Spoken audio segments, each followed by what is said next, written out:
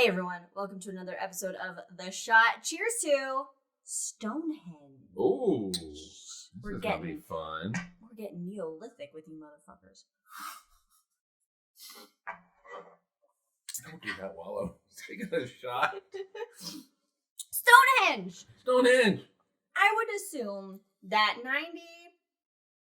98.5% of people know what Stonehenge is. Yes. It's a bunch of rocks. You know, stacked on each other. Stonehenge, prehistoric monument, hanging out in England, Salisbury Plain in Wiltshire, England. Very close to the road. I'm sorry, continue. Okay.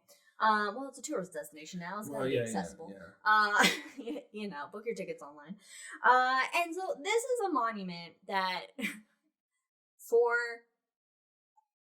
hundreds of thousands That's a long time. I mean, it's been around for a very long time. Thousands of years. It's been around basically since basically 3000 BCE. Okay, so 5,000 years ago. 5,000 years ago. And during that time, people, after the civilization that built it, they didn't leave any written records being like, hey, here's what this is. What we built. Look at our cool thing we made.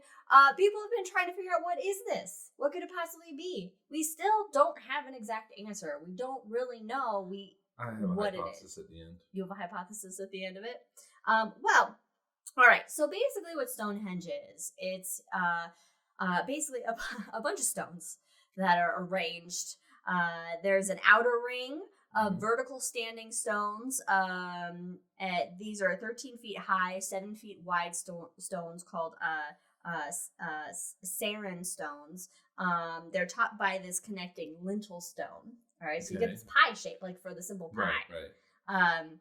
Inside there's a ring of smaller blue stones, and inside that ring are these freestanding what's called trilithons. These are like bulkier sarsen stones that are on the inside, also topped with that lintel. And this it's located in like the middle of Neolithic and Bronze Age monuments in the area, and basically several hundred burial mounds.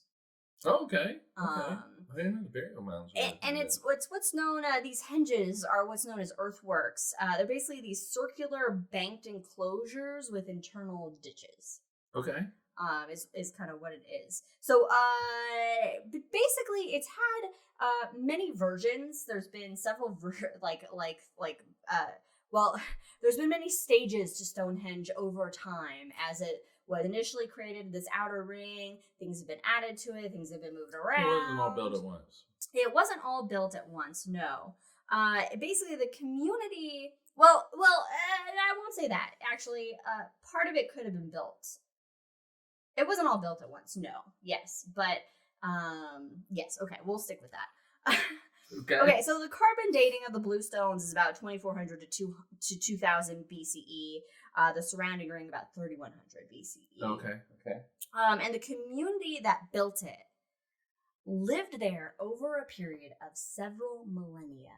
Okay, so a few thousand years. A few thousand years. This community that built it had used it and adapted it and changed it, modified it, and left no written record for future people to be like, what is this? Meanwhile, they build this shit, Yeah. And So a lot of the hypotheses that have gone into Stonehenge is that it's some sort of prehistoric calendar. It does tend to align with the solstices, where there is like this one stone that kind of aligns with the sun at the solstice, and then you have like light that hits like the center of Stonehenge or something like this.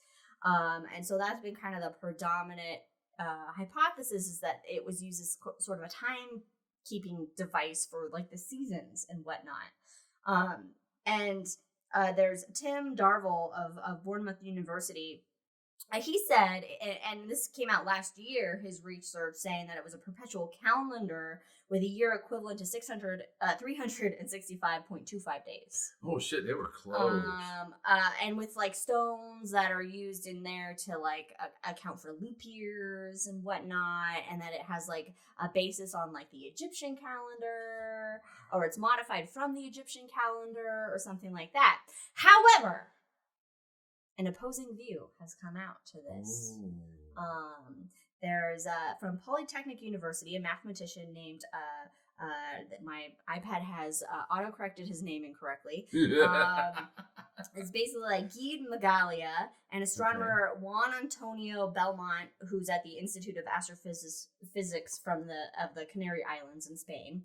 They're basically saying like, look, this research on it is using forced interpretations, numerology, more on that in a fucking second, and unsupported analogies to interpret, to say what Stonehenge was built for and used for. Okay, that's numerology is bullshit. Okay, numerology is basically saying like numbers have meanings, but it's kind of like saying, there's basically like Tim Darvill in his research, he's saying, there's like 12, and that's significant for the 12 months of the year, and using that 12 as a divider for, to get the year and stuff like that to make it a calendar. But 12 is actually not like it's arbitrary. It's not it isn't reflected in the structure, actually. And there are other numbers that are reflected that aren't accounted for in this numerology sort of basis of what it is. And Stonehenge itself, actually, of the area, it's a small part of the archaeology that's going on there. There's a much larger scope to the area in terms for archaeologists than just Stonehenge. It's a smaller area. And the sarin stones on the outside, they all came from the same source, quite a trek away. So they were all done at the same time. They were all set up at the same time by the same people. And for the Egyptian basis of a calendar, Egyptians, they didn't build anything that marked off days in a specific manner. They also wouldn't be able to account for leap years for like 2,000 years, another 2,000 years. Right. And so basically, and these Neolithic cultures primarily used lunar count. They used the moon. Based on the moon, yeah. They based on the moon. And so to use the moon to get like precise time measurements for days would take like a Neolithic genius to to figure this, to have precise timekeeping using from the moon and using a structure like this. So really, what a lot of the data really suggests, or what are the archaeologic research kind of indicates to me, in my opinion, is this is a large area where you find a lot of evidence of burial ceremonies, festivals. So while we don't know exactly what it's used for, it being like a timepiece or a precise like calendar sort of thing doesn't seem to really add up in the data.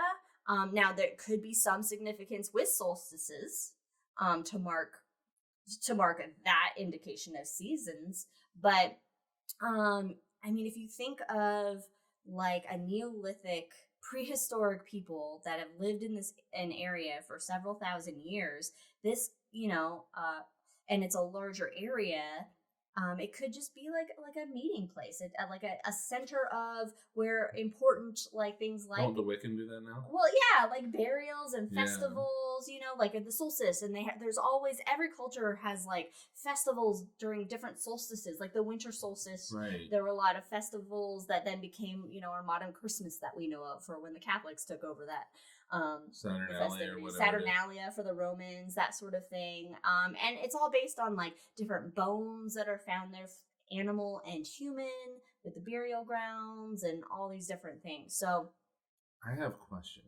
We all have questions about Stonehenge. It's still a mystery. It's still fascinating because we don't, again, without written records of something in history like this. Oh, I know, right? It's hard. It is easier to understand the formation of the universe, I would say, because there's physics, there's math, there's substantial